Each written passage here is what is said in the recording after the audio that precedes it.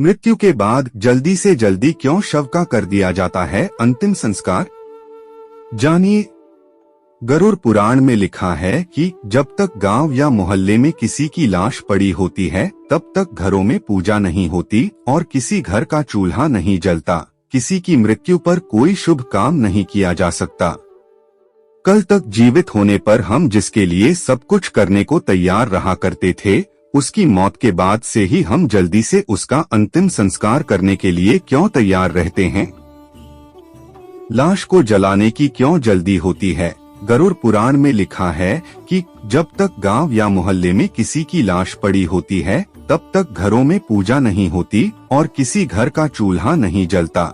किसी की मृत्यु पर कोई शुभ काम नहीं किया जा सकता। समय रहते मृत व्यक्ति का अंतिम संस्कार करने से उसकी आत्मा को परलोक में उत्तम स्थान मिलता है।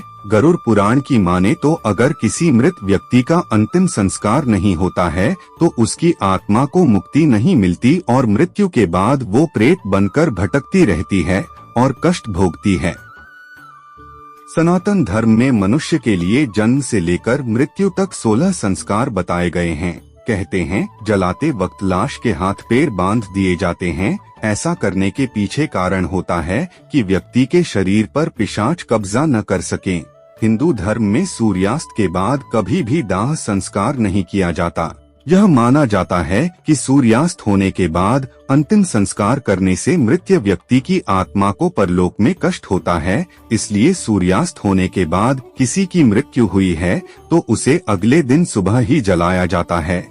इतना ही नहीं, जलाने से पहले घर और रास्ते में पिंड दान करने से देवता पिशाच खुश हो जाते हैं और लाश अग्नि में समा जाने के लिए पूरे तरीके से तैयार हो जाती है।